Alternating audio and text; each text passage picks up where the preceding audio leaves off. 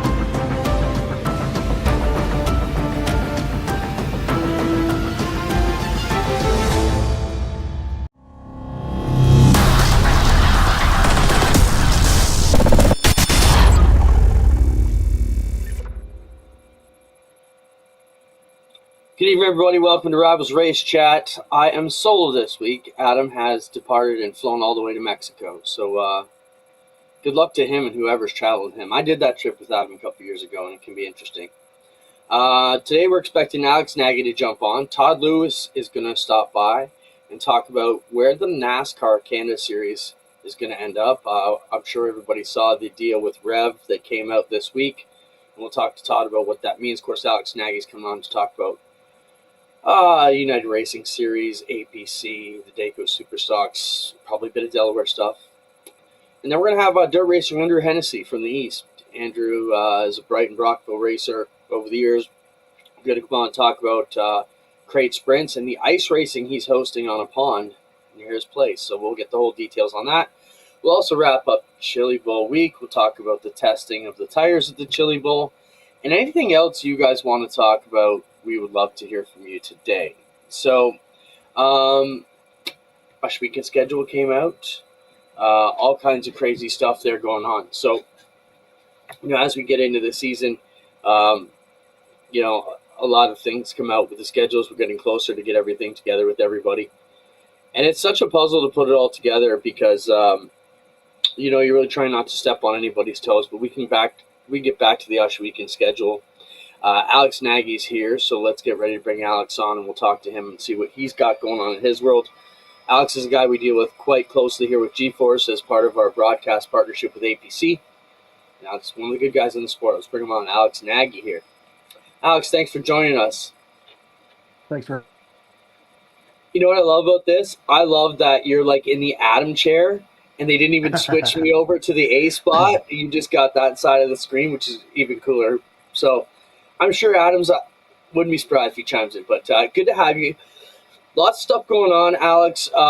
With your job as, well, what is your official title?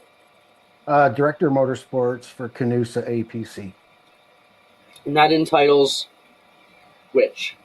So I'm I play a role in all the motorsports properties from the APC series, Dayco Superstock series, modified hot rods, Delaware Speedway, and promotions and different group outings, different anything to do with motorsports for the company. Alex, I think since Canusa got back involved at Delaware, we've really seen almost since middle of the pandemic on. It's like Delaware's been a renaissance deal. Let's talk a bit about the success of Delaware in the past few years. Now that we can talk, because isn't half your staff from Delaware down in Mexico with Adam right now? Yeah, I And, think so. and I we're hope. I and hope we're that. stuck here. Yeah, it's hard to believe. Yeah, it's all right. They don't I'm know, sure like, you. I'm sure you had an invite too, but yeah. I was telling the folks before he got in here, I did that trip with Adam a couple years ago. He's a total different animal when he gets across two borders down in the south there. So good time though. Adam's the biggest social butterfly I've ever seen with a couple tequilas in him. Talk to anybody. But Delaware has kind of resurged. What's been the big thing there, Alex? Why has Delaware sort of come back to life, if you will, in the past 5 years? I think the ownership group is solid and great people, love racing, racers, and I think all those things put together is the right ingredient to have success. Great vision. What's been the biggest growing division there? Has it been the bone stocks? Like I Yeah, I know they get the guess biggest car counts, but I'm asking like which one seems to you like it's like on the rise? the bone stocks, it's huge, and the V8 stock since they incorporated that breakout time rule for those V8 cars with fenders or trucks. Uh, it's really helped, and we get a lot of hot rod guys drop in on off weekends and race with that deal as well. So that division has definitely grown, and bone stocks is crazy. Let's switch over to the United Racing Series. We've been involved with you from the G4 side since I guess pretty much about 2020 on. It's been a great relationship. Myself being a dirt guy who worked Oshweek Merrittville, you know, Humberstone for many years. I remember my first race at Jukasa there, and Adam said, "Go interview Shea Gemmel," and I had no idea who any of Who's them that? were. I didn't know who any of them were. I was lost, but we got through it, and now it's great that we built all those personalities, and even a lot of my dirt guys know who they are, which is awesome. I think the product with the APC series has been really good. Well, what's been the success? Why has the APC series been on the rise, and what makes it great for those who aren't there with us every weekend? I think the competition, uh, the drivers, the atmosphere, the attitude, there's a lot of character people in that division, and a lot of solid owners and families, and I think that's what makes anything great. How's the progression? Do we have any of the Dayco Superstock guys looking to make the jump that you know of? Because I think at this time last year, maybe a few months before, it seemed like the announcements started to come out. Jared Fitzpatrick's not coming back. Rick Spencer Walt isn't going to be regular.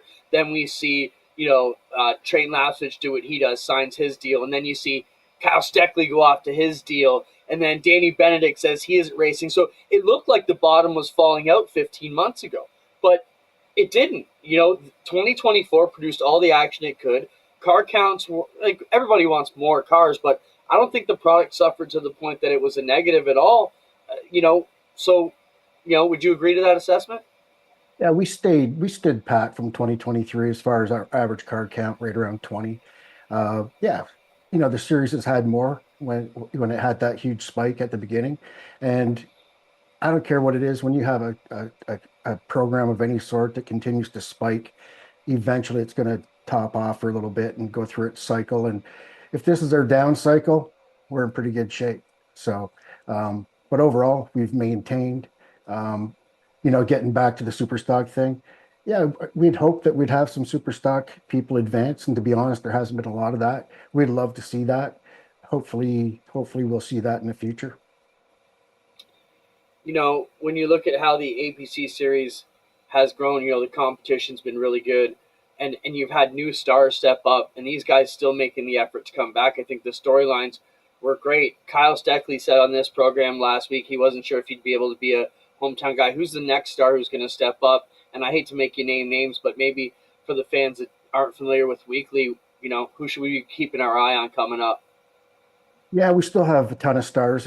Kyle's program, depending on his schedule, obviously, he'll determine how many races he races with the APC series this year in Ontario. But, um, back up a little bit, Clinton, before I answer your question, if you don't mind.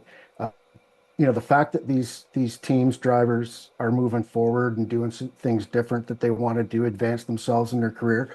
The fact that we've had a small part of this is awesome for our series, and it's awesome for those teams and drivers as well. So we can be more proud of those folks. And like you said, the fact they want to come back and race with us, I think that tells a lot.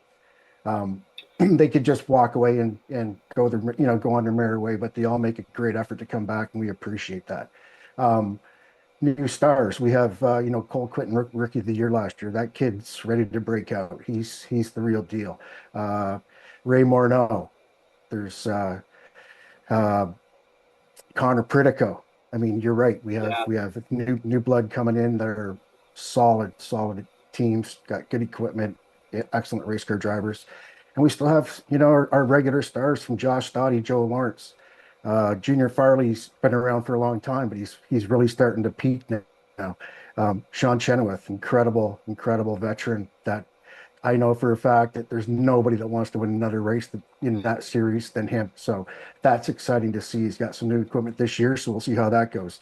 So, we do have some new people they've stepped in with 2 feet and they're wide open and running right at the front.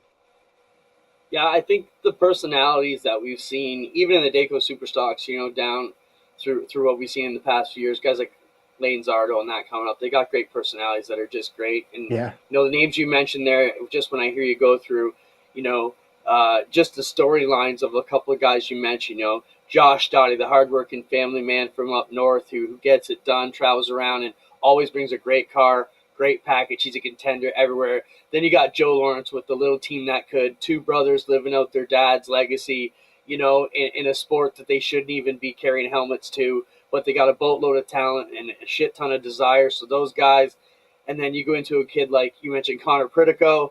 I'll get to Chenoweth first. Well, just a veteran full of fire who sells everything at the end of the year, but buys it all back in the spring because just can't get enough of the place. And then to what Connor Pritico did, had us all in tears the one night at Delaware talking about taking the car to the children's hospital and firing it Yeah. up and seeing all the kids looking out the window. Like, those are great things that are, you know, yeah, the on track product can be great, but that's the stuff that makes things extra awesome. And Yeah. it's Another great to another be a great part of it. another great family I didn't mention. I mean, I know I can't mention them all, but I just had a thought. They race with you this weekend as well as the Sheridans. Ronnie, the dad, and Nikki Yeah. working like crazy, and Jake, a hell of a competitor. Probably had an off year in his books last year, but he's ready to go. Yeah. They're a lot like my brother and I, because Mike is full of piss and vinegar like Jake, Yeah, and Nick's kind of like, hey, man, calm down. We'll figure it out. yeah. And to see them go to battle and still work it out is awesome. Let's switch gears up, Alex. The APC series obviously kicks off May 2-4 weekend, Victoria Day weekend here, and we'll be there to cover that, and we're going to talk about it a ton more of that. Let's switch up gears to the other United Racing Series properties. Let's talk quickly about the hot rods, the Daco Superstocks, and the modifieds. They seem to be solid classes everywhere you go. How are they looking for 2025? It's early still, of course, but I think everything will be status quo. We've reduced the amount of races in both divisions by a little bit, more so in the modified division. That division has struggled. When we merged with Oscar, it was struggling, and we haven't really gained anything back. Sunset runs them on a weekly basis now, or semi-weekly basis, which is great. We're going to do that this year at Delaware as well. We're going to have 5 race program at Delaware Speedway this year at the modified, same rules as the Oscar series. There's a bunch of modifieds in the London area from the previous cast card modified days. So hope is we'll get a bunch of those folks back out, and hopefully, between weekly racing and a small 8 race program on the road, we'll get that division back up to where it'll be. We'll give it a shot. Got to try something different for sure. Yeah, I think all those divisions should be right where they were in the past. When we look forward to the schedules, you and I talked about this. Is 2025 going to be the year of less is more? Like I was even talking to you for a bit of advice about a Thursday program I was looking to do at Osh Weekend, and we just figured, no, I'm just going to back away from it because, you know, it is going to be tough on the racers this year, right? It is. And I think that that is feeling pretty much across our industry for the most part is just to put on really good programs, don't overdo it, contain, travel's expensive. And if we can contain that to a certain degree and give everybody a chance to take a breath and regroup here, I think that's going to be best for everybody. All right. We're pretty straight with our friends and viewers that watch us every week, and I'd be strung up if I didn't bring up the elephant in the room, Jacasa. I pretty much know where we're standing, but the messages are coming in. You know, what's the stance on Jacasa now? Let's not bullshit. There was rumors of it last year. I'm sure people had heard that there was thoughts and talks, but it's still such a huge gap with a lot of many obstacles to ever overcome to get back to it in a short time frame. At least that's me talking as an unofficial outsider who kind of knows a bit of dig. Am I off base, or what's your thoughts on it? No, of course, me and you had conversations about that. Not rumor last year. It became a rumor because there's some talk behind the scenes, as you said. But unfortunately, talks are talks, and once you get a bit of a leak out there, it grows into this monstrous thing. So, um, like you said, there was, I think to be honest with everybody, there's definitely discussions. There was a desire to have a pretty much a one-off event there by a certain group or groups. Um, Never happened. It didn't happen because it was, it never even got to the midway point, let's be honest. So, but it's cool that there's still interest there. The Obviously I'm not there anymore, but I'm close to it, I guess, to a certain extent. And I can assure you there's nothing going on there. Unfortunately, but there is really nothing going on. I think that and again, I don't know this for fact. I think that the family's working through some things still, believe it or not. And I think at some point, I still have this. People ask me all the time, and I have a really strong gut feel for whatever reason that somehow that place will operate again. Not sure it'll be the same people, but I think that there's so much desire from some strong people with passion and financial wherewithal that I think that somehow down the road that'll happen again. Hey, But that's all don't these listen viewers to any, need. yeah, don't listen to any rumors right now because there's nothing on the horizon. But that's just a gut feel. No, I think that's a great way to put it. You know, the racetrack, as you know, I call it the frying pan whenever we talk about it, because everything around the outside, but that from the walls in the pit, like you said to me, we can have a race there today if we're ready. Like that the central part of it's ready to go. It's all the other infrastructure that would need a bit of work. But hey, I agree. Still a lot of hoops to get through. There's hope. That's the good thing. And of course, you're always going to be to it. You're like that place's surrogate father. Like Yeah, I so. oh I miss that place every day. I have a picture above my desk here. I see it every day and reminds me. But yeah, I don't know. I love that place before I worked there and was able to be part of bringing it back. It was always my favorite spot. So to get a chance to do that, I can't. I know I've told the fans of Jacasa before, and I'm going to tell them again if they're listening. I can't thank you any more from the bottom of my heart for the support that you guys all give us, and it meant a lot to us, to Kenny and the family, and it was short, but it was a great time, and I could see, like I say, somewhere down the road here, I think it'll be alive again. Right on. Thanks, Alex. I appreciate your time as always. We're talking this week. Anytime. Have a good day, everybody. Thanks, Alex. Alex Nagy from United Racing Series Delaware Speedway and all things Canusa. Great partner, great asset, great friend here on the road for us. We do a lot of great work together. We get to work with Alex as far as scheduling the events that you see live on Racing. You know what? We got sidetracked. Today, Alex and I just re-signed the G-Force Racing America contract, and that will be on Rev TV on Wednesdays as well. So we're excited about that. That the APC series will be back everywhere again. Let's bring in Todd Lewis next. Todd, I was going to be pissed because I went and got the hitters tonight when he went to Mexico. I'm not messing around. Welcome to the Yeah, show, okay. bud. Well, and Um, thanks for boosting my ego and telling me that I'm a big hitter.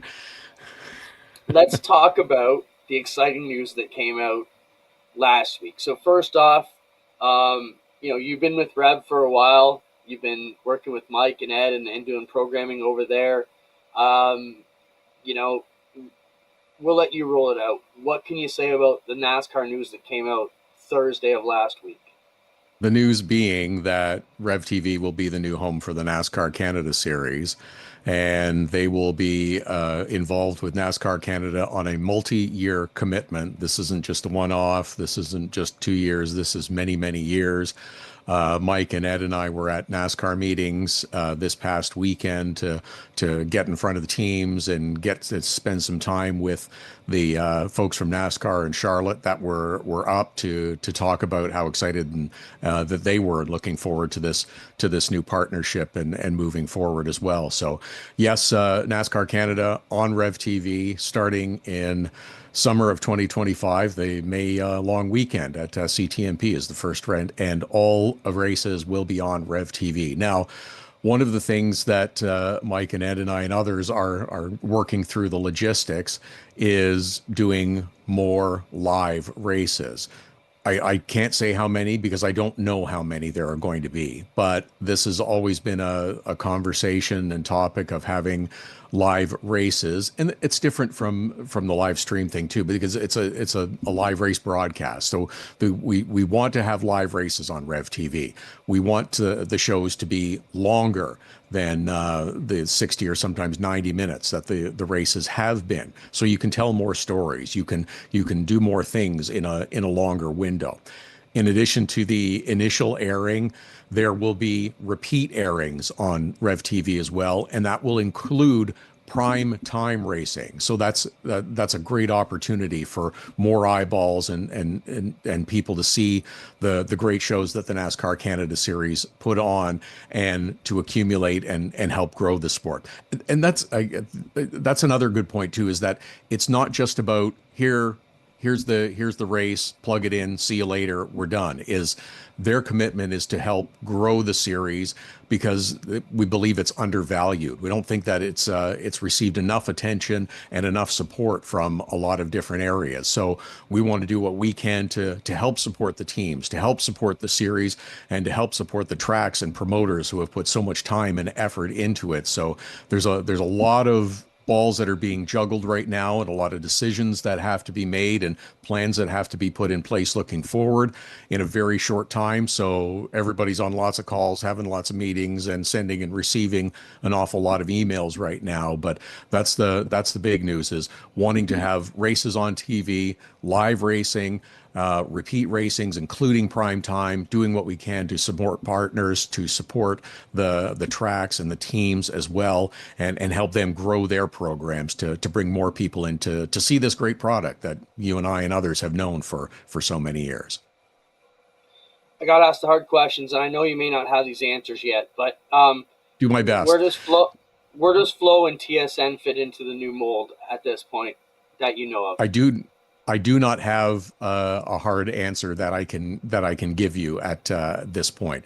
There are discussions about having additional partners with Rev TV to, again, we want to see the series succeed, want to see it grow, wanted to see it have it in front of as many people as possible. So that's the work that's going on right now to determine what the best direction is to get the most viewers in front of this NASCAR Canada series. You know, let's talk about the series. So obviously, Todd, a whole bunch of news still to come out. I know Hmm. there's still a ton of things to be put together to get this together. It is exciting for the Rev guys for sure to get such a great deal and multi-year deal. That lets you build on things year over year. And it was Tony Spiteri who told me years ago, I'm not doing anything less. It's minimum of 3 years because the first year is maybe rough. Second year you get it together. The third year you're hitting all your stride. And from there we'll make deals beyond that. So, you know, it's I think it's cool to be on a multi-year deal. Definitely for the teams to be able to build some stability as well. Um, let's talk about the series in general. Meetings this weekend. Anything new from the meetings outside the broadcast thing that we can talk about?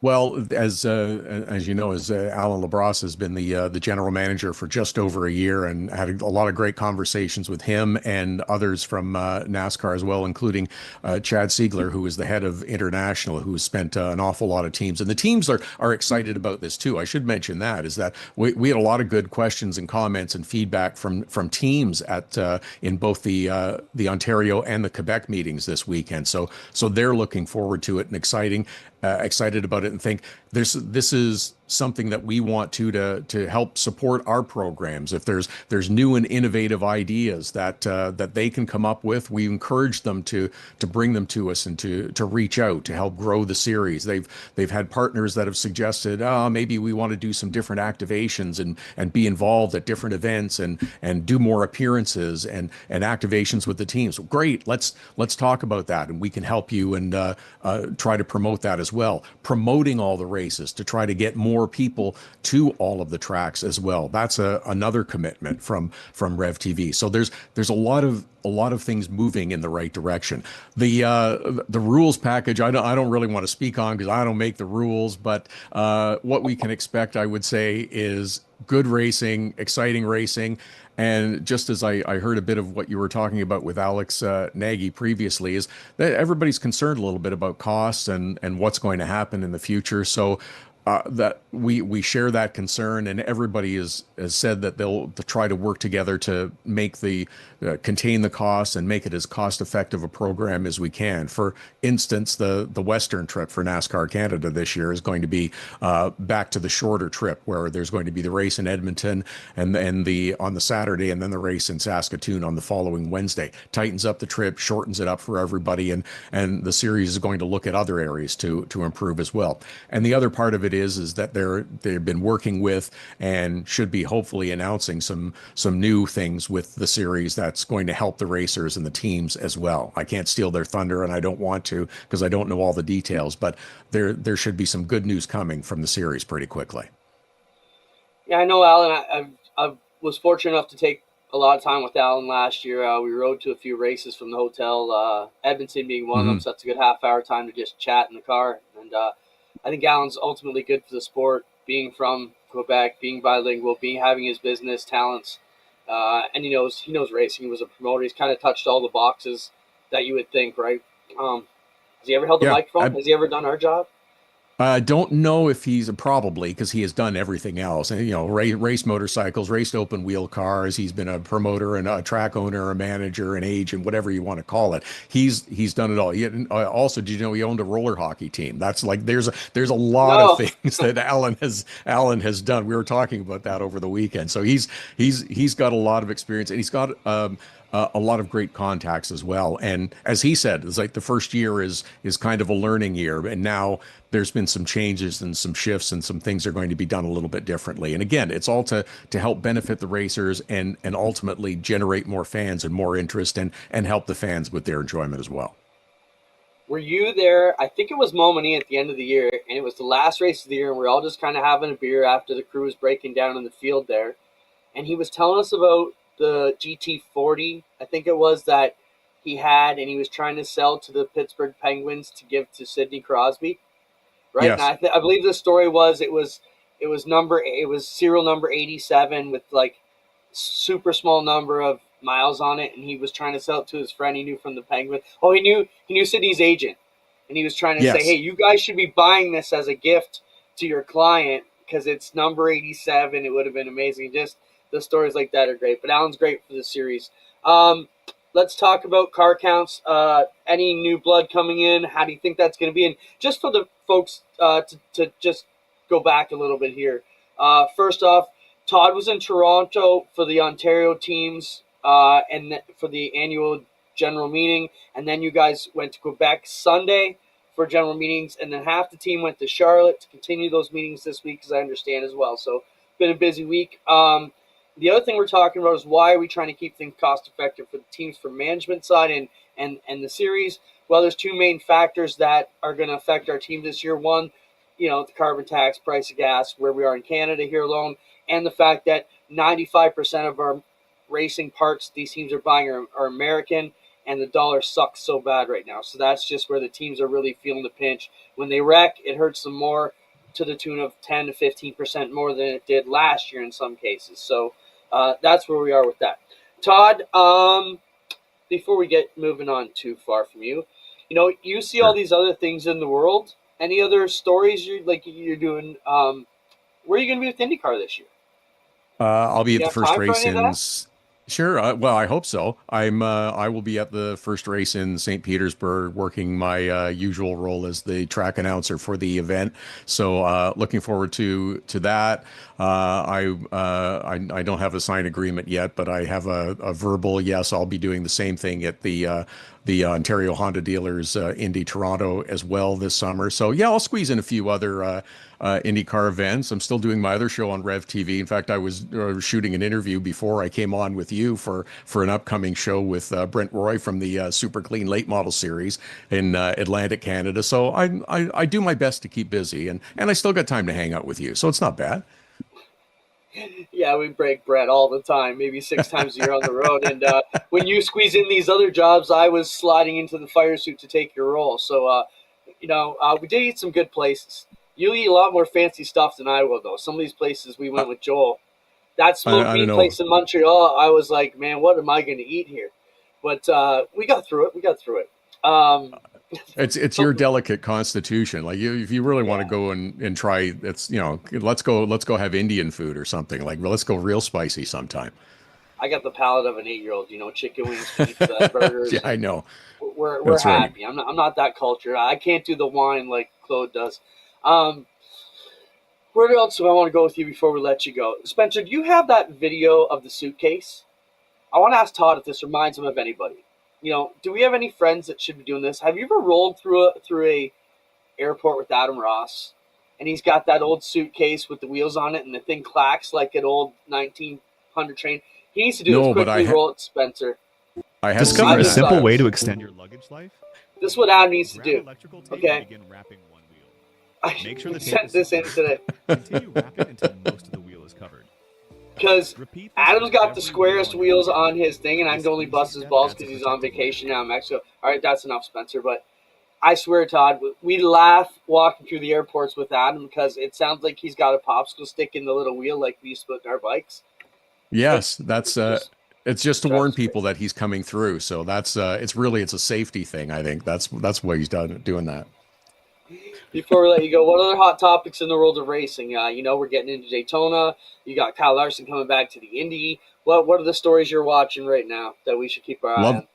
Yeah, loving that Kyle Larson's going to run at Indianapolis again. I'm anxious to see the NASCAR season get going in a couple of weeks. Sports cars, I've been really enjoying IMSA, and the Roar was this past week, and the Rolex 24 is coming up this weekend. That's an amazing event, and you find yourself, if you ever get the privilege of being able to attend, go through you've been through the infield at NASCAR events and other races and stuff. Going through the infield for the Rolex and cruising around at about 3:00 in the morning. It's pretty exciting, and there's a lot of fun things to see. And it's the same if you go to the Indianapolis 500. It's quite the spectacle in the infield. But it's a fantastic event. I'm just super excited for racing to get going. I'm like you. I like watching a good race. I like watching good competition. I don't care if it's sports cars. I don't care if it's open wheel Indy cars or Formula One stock cars. Whatever. I like good racing. There's going to be great stories. Alex Palou, can he have another great IndyCar championship? What's going to happen with NASCAR this year moving forward, shaking things up a little bit? I'm anxious to see. And of course, NASCAR Canada, that's the one near and dear to my heart because that's where I started and that's where I keep coming back to. And I said to the teams on the weekend, I said, I keep coming back to it because it's home and it's like I'll put the talent of these people and the show you put on and the entertainment value up against anything else I do. So I'm excited for 25 and we're waiting to see where it goes. Yeah. Season opener, CTMP, it's rare that race doesn't come down to a last lap, last turn push into the fence for somebody. Or somebody's chasing somebody hard with a lap to go and they're all over them. It always puts on a great finish. So excited to see that, Todd. We will get you back as you know more and as more developments come about, because we want to keep the fans informed on where they can find the series that we've all been a part of for the past few years. It's great to keep it going. And best to you and everybody over at Rev. You got it. Appreciate it, Clinton. We'll talk again soon. Thanks for your time, Todd. Have a good night. Todd Lewis from Rev TV and Todd Lewis Sports and all kinds of other great stuff he's got going on. Yeah, I mean, Adam's suitcase is loud. It's got loud tendencies as it's rolling through. We still got some other stuff to talk about. We're waiting for Andrew Hennessy to join us. Andrew is on, but we got to get his camera turned on. We'll bring him on. We still got a bit of Chili Bowl stuff. We'll talk about them testing tires at Chili Bowl. We got our Burger Barn videos of the week. We got our weekend schedule. And now we've got Andrew Hennessy. Andrew, welcome to the show. Andrew, how you doing, bud? I'm good. How are you? Good. Got you loud and clear there. Andrew, let's talk about your racing. I came upon you in the Brighton late model division. Then you moved over to the crate sprints with us. You've been doing that for the past few years. Picked up some wins. And this winter, you're going to be promoting a pond race. Is that what I'm seeing? We got the flyer. We got a picture of the pond. Tell us a little bit about where that's coming from and how long you've been doing this. Well, we did it. The first year that we did it was February of 2023. I think my mom said something about go down there and maybe make a skating rink for the kids, and I ended up plowing a racetrack on the pond and came back up to the house and told them, like, there's none of this is going on anymore. And they said, if you went through the proper channels and did it the right way, as far as insurance and stuff goes, to go ahead and try it. So we did it 2 years ago, and I think we probably had about 300 people show up, and a lot of people had a really good time. And last winter, well, we really didn't get a winter last year, so we weren't able to do anything. But we've had some pretty good cold this year, and so we've just been plowing the track off a lot because we're getting a lot of snow, and it just snowed again on us here tonight. So when I get done with you, I'm probably going back down there for 3 or 4 hours, and I'm going to plow it again. So it feels like I just got off it, which I did this morning, and last night. But we're right on the lake here. Like, we're stuck out in the middle of Lake Ontario, basically, and we get a lot of lake effects. So that's kind of okay. So keep the picture up, Spencer. I have questions. So this is family land?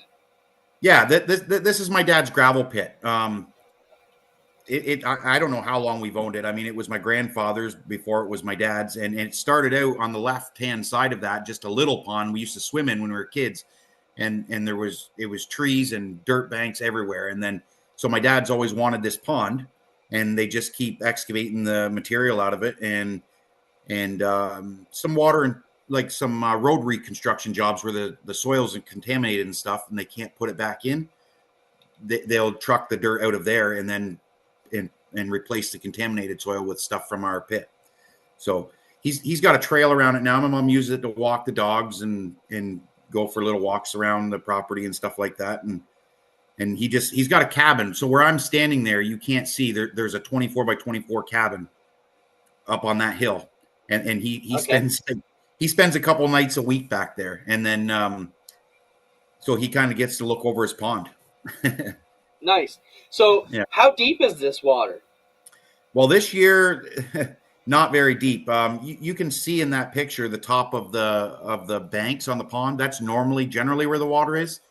So right now it's probably down about 5 feet. But so to answer your question, most of it right now is between 3 and 6 feet. So, but generally, like, it's usually 10 feet. But this year the water's down quite a ways.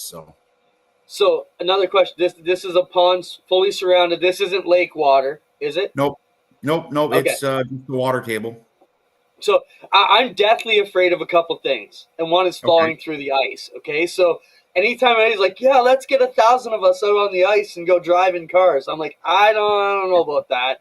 Even driving, like, my buddies are always trying to get me snowmobiling, but they're maniacs who go rip. Oh, it's only a little bit open water, just throttle through it, and I'm like, nah, not doing it. So that's my concern. Let's show the flyer quickly, Spencer, and let's talk about what classes you got racing on, how can people get involved, and when is it going down? Well, it's going to be February 1st. The first race we're going to start right at 11 o'clock. We've got snowmobiles, two-wheel drive sport quads, 4x4, non-studded class. There's an ice bikes or dirt bikes class. They're going to stud them up. And then we're going to have a kids class because we had a few people asking about that before, and I'd kind of like to get the kids involved too.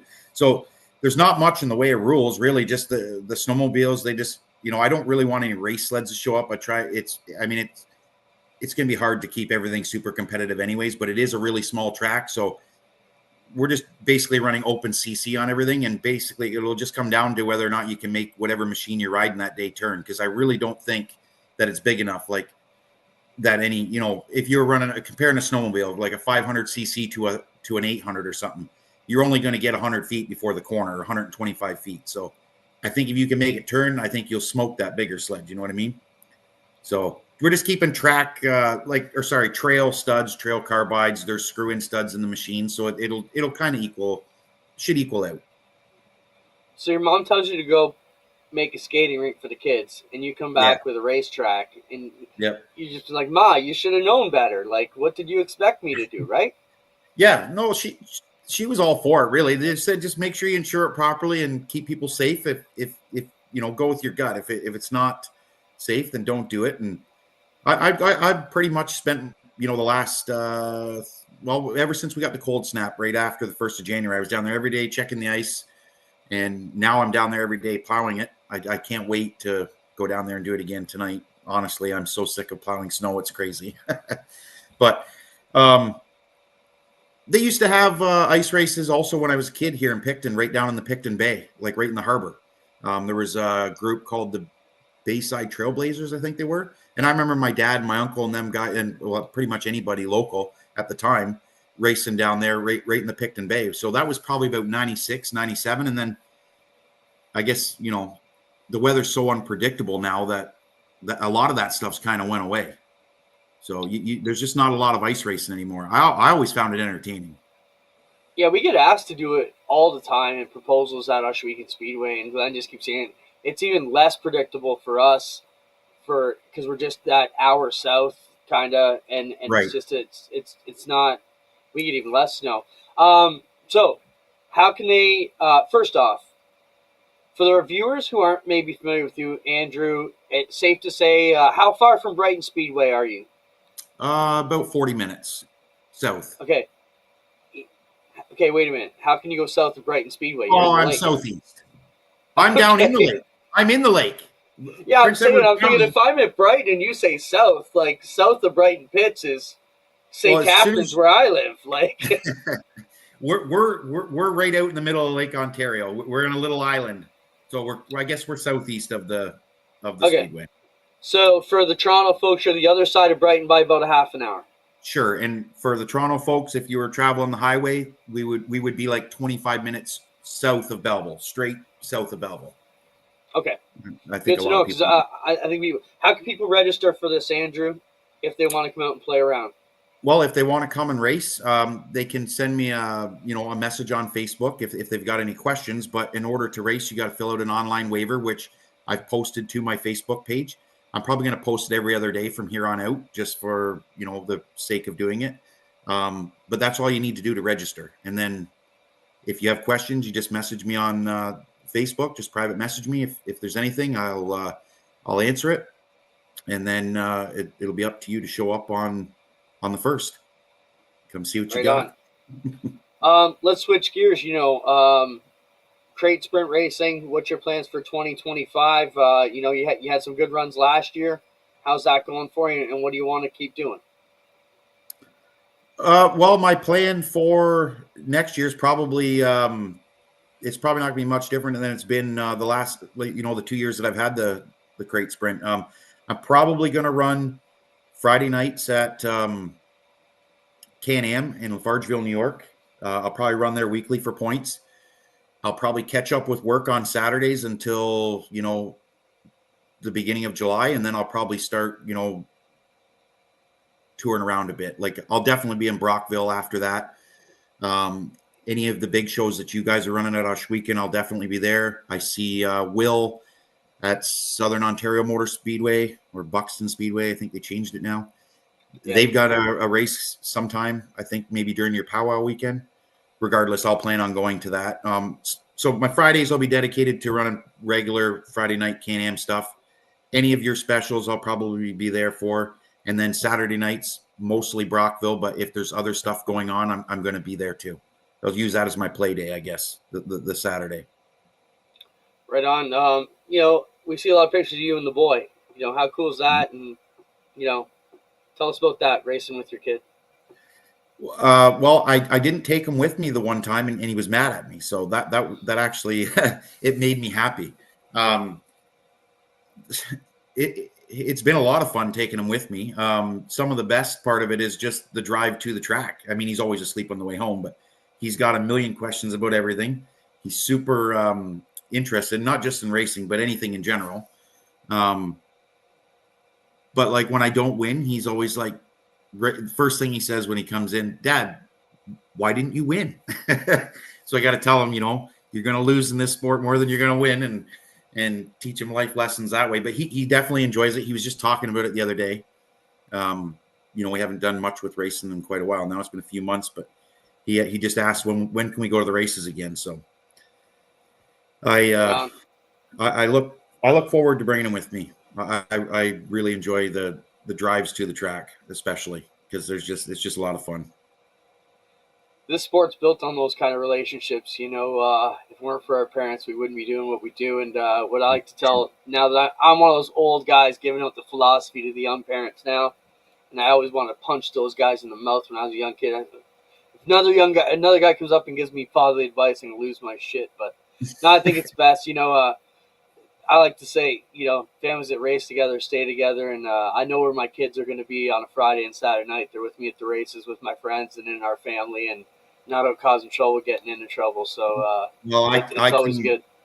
I can guarantee you that without me in a race car, I probably would have been behind bars somewhere. It kept me out of a lot of trouble, because I've been racing now for I think this will be my 25th year. So like I'll be 39 in June. So I was right in the area where you got to make a decision when you're growing up, which way you're kind of going to go. And I think the race car kept me out of, a lot of partying and stuff. Cause a lot of times Friday nights you're getting that car ready to go Saturday while everybody else is heading out to a party somewhere or something. So if you're going to go, you're catching up late. And I just was always more interested in the racing than anything else. So yeah, it definitely kept me out of trouble. There's no doubt. That's a great way to put it too. Even for me, I mean, I grew up in the hood. I joke all the time. My buds that I went to high school with, 8 out of 10 of them are skids. Got no teeth, I know jail. that. What I mean? Just they didn't 100%. Survive, and somehow I look at myself and I'm like, man, I escaped that because you could have easily got drawn into it, and it's just been good. And yeah, I know a lot of people who can say, racing saved our lives because we were able to make better choices on Friday and Saturdays when everybody else was making terrible choices. So, it's good. Let's show the flyer one more time for Andrew here, Spencer. Andrew, we got your name spelled correctly on the screen, right? They can look you up there on Facebook.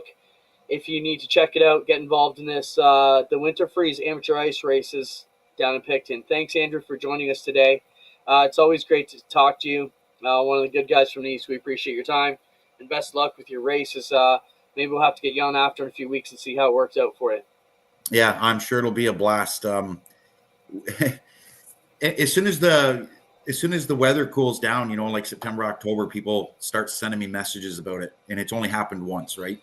So, and even my dad, he'll go down to Tim Hortons or whatever early mornings and constantly comes back. Geez, they're already asking if you're going to do them ice races again. So there's definitely a lot of excitement building up towards it, like anticipation for it. So I'm sure that it won't disappoint. Last time we had some plastic flying and a couple of guys with some new bikes that dinged them up a little bit, but they're coming back. So awesome, man. Best of luck. All right, man. Take care. Thank you. Thank you, Andrew. Andrew Hennessy, one of the Picton racers. Hopefully you get down and check out his ice races if you get a chance. We'll talk Osh Weekend schedule coming up. We still have our Burger Barn videos of the week, and the Osh Weekend schedule is out. We'll touch on that here. I just sent it over to Spencer so we can get that one ready to roll here. Spencer, I don't know if you caught that, but I just sent it to your deal. Chili Bowl on the weekend. They were testing tires, and this is a big thing. I mean, we tested tires at the end of the year of the Nationals for Rush Weekend. The Chili Bowl said, go ahead and try us. And one of the announcers from Flo Clinton Boyles was one of the guys that got caught up in it.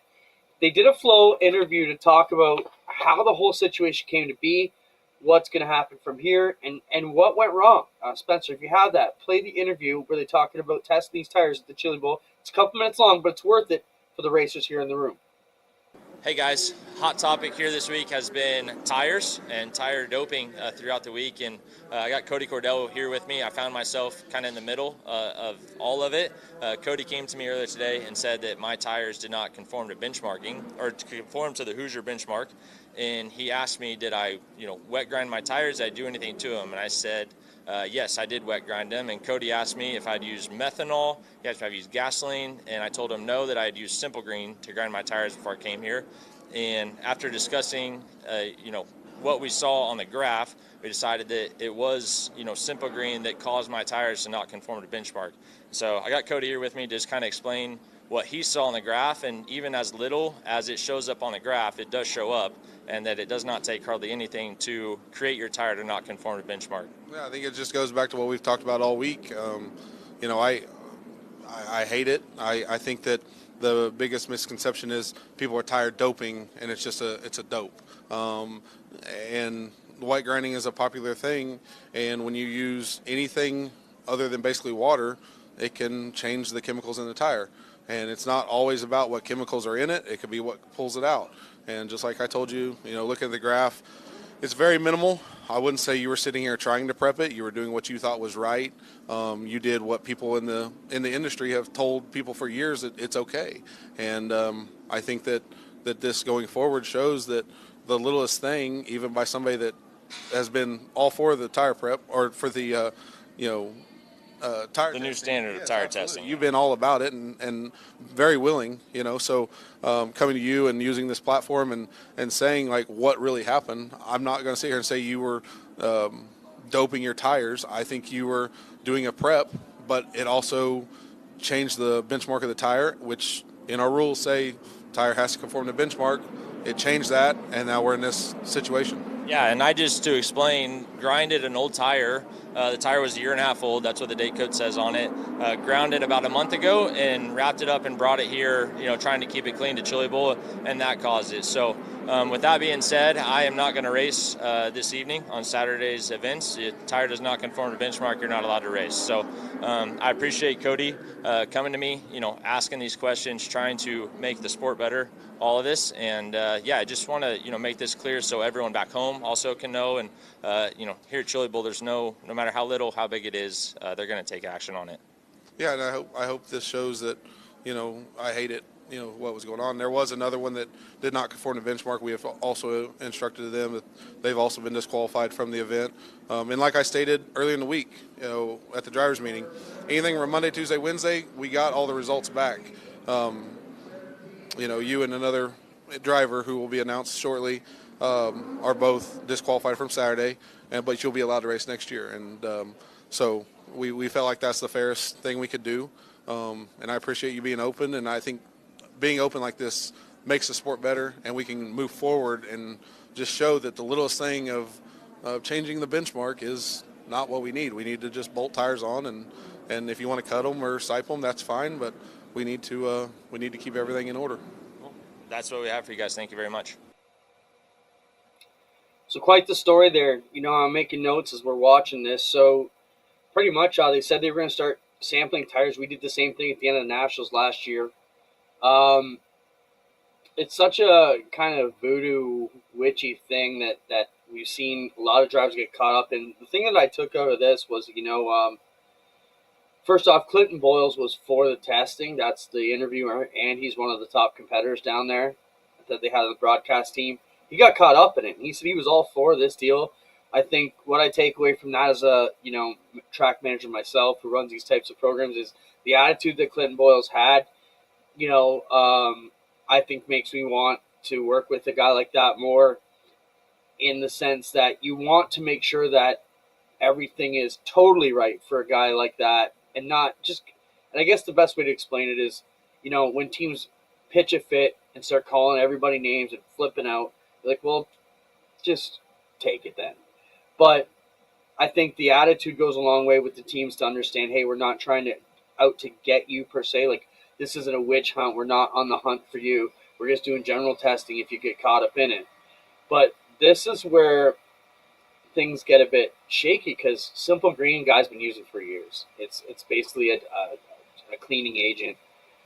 But now they're saying, look, if you're using anything other than water, you're playing with fire. And what Clinton was saying there was he had a tire that was old. They cleaned it, and by wet grinding it, they're basically spraying the Simple Green on as they're grinding it. And somehow it permeated the tire and brought up a positive for not conforming, I guess you could say. So the other thought is now wrapping these tires, maybe holding that in a bit more. And, so crazy to think of it. One thing they did say, there was a lot of bit of controversy online about the Chili Bowl, as there always is on an event like that. They said Clinton Boys would be able to race next year when it was said early in the week that if you were caught, you would not be able to race this Chili Bowl or next year.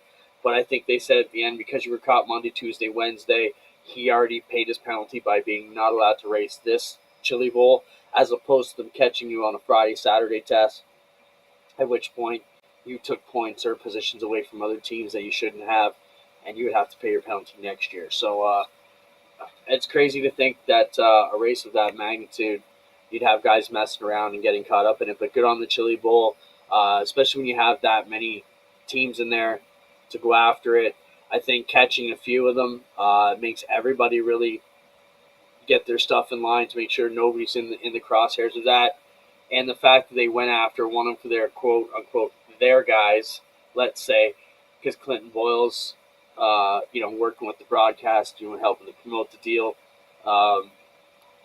it kind of shows there wasn't favoritism against anybody in particular because, hey, even one of the good guys got caught up in it, so to speak. Then you get to the night program at the Chili Bowl, and things just kind of got offside a little bit. They had, first off, flow goes down, right? So that's a big problem. Their stream went down right before the A-main, got everybody freaking out. And then, so they put it up free on YouTube. So I'm not sure how many of you guys were able to catch it for free on YouTube. And then the comments were wild from everybody who subscribed. What are you guys' thoughts? So let's say you pay for the Chili Bowl. The stream you paid for craps out, so they put it free on YouTube. Now everybody's getting to see what you paid for. Do you have a case? So there's thoughts on both sides of that, hey, I paid for it, they shouldn't get it for free. But the other thought process is you paid for it and you're still seeing it, so what are you complaining about? But the comments were crazy during the Chili Bowl. I think my biggest beef with them is they still drag their feet for an hour between these races. You have 70,000 people watching for free on YouTube that were trackable right there. So I think it's crazy. I have a yearly subscription to Flow, so I didn't care. People got to see it for free. It helps the sport. It's great, But I guess if you paid specifically just for the Saturday program, you might have something to be pissed about. But I don't know. In the end, I didn't think it was a huge deal. But a little bit of controversy at the end. Did they throw the caution for Larson? We won't get into it, but if you want to look it up, our buddy the Chaz, who was on here a couple weeks ago, man, he's stirring it up out there, trying to say that they threw the yellow for Larson instead of the banner, and it's crazy. If you need some entertainment, jump down that rabbit hole. It's pretty wild. We got a couple segments to get through. Our Burger Barn videos of the week. Let's do that, Spencer, and then we'll talk a bit about our weekend schedule before we wrap things up. Let's look at some fun videos brought to you by our friends at Burger Barn. Don't forget, you can always stop by there for some great food Monday, Tuesday, Wednesday. Some great days to slip in and out of the Burger Barn with portions that you're never going to leave there hungry with. Let's roll it. Here's your Burger Barn videos of the week. My goodness, drama erupting here tonight on the Central California coast. Okay. Yeah, absolutely. Justin Sanders frantically trying to get the attention of the officials to get this is a driver getting pushed out of sprint car. I want to watch this a couple times more, Spencer. So the driver's angry, right? Okay, So stop it right there, Spence. So my question to you is he saying push me forward? Is he saying stop? It's not very clear. I think we need a better set of hand signals maybe here with these sprint cars. And the driver's saying stop. So that looked like push me. Now he's trying to say stop, but is he? And he gets pushed right into a mule because the push truck can't see where they're going. Just watch one more time. Is it a clear? That looks like a push to me. Push me. And now the same hand signal to stop. I don't know. I wish Adam was here to argue about that one. What do you guys think about that? Keep them coming, Spence. What else we got? We got a few to get through. Could you carry a whole motor 60 feet by yourself? Okay, so this is a scrapyard promotion they have. If you can carry, whatever you can carry for 60 feet, you can buy for $60. Look what these guys are loading out of the junkyard. It's awesome. I think it's a great promotion. So whatever you can carry for 60 feet, you can buy for $60. I don't know how that one got by. It's like team effort. But the best is the guy carrying a whole motor at the end. This one. I got it, boss. That's wild. That's a good deal for $60 though. All right, keep rolling them. I hear them. Okay, we say sprint car racing is wild. So they can't see this car yet. They're like, we hear him coming. But he doesn't make the turn. And, like, look how tall these pine trees are that this rally car is falling down into. I can't imagine. Show it again, Spence. I hear them.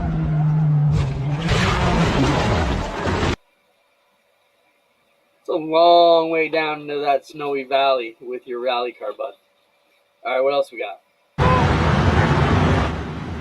Just look at the sheer number of entrants in this.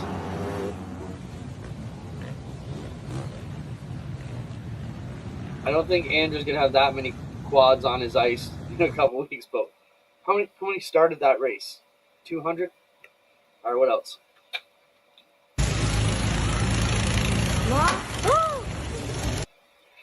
Okay, so this is a rental track where somebody's kid turned around and went the wrong way, kind of like the terror that happens when someone goes the wrong way on an on-ramp on the highway. Play that once more, Spence, so we can move on.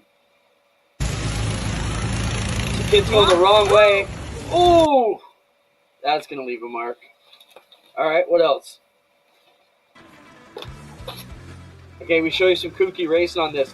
This is lawnmower racing. So they've got like chariot carts behind their powered lawnmowers on road courses through the grass. That's wild. Red Bull at it again. What else?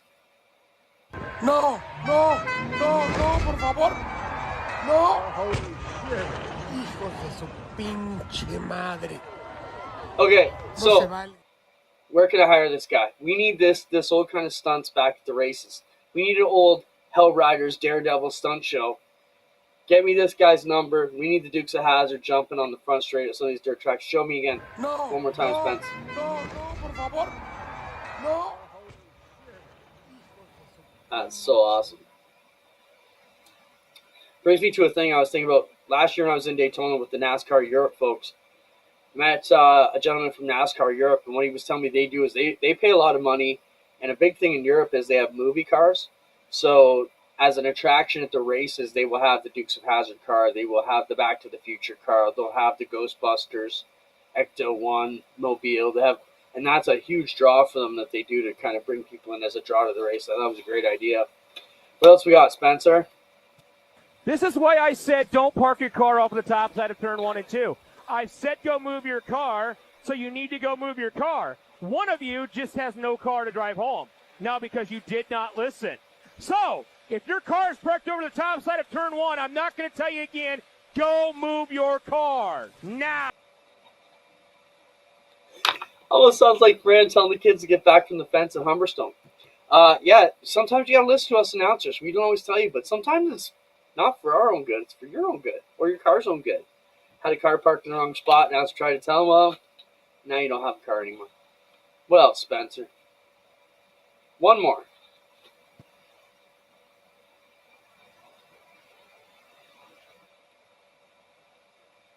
Oh, So this is a cool little quarter midget track, but just watch this wreck again.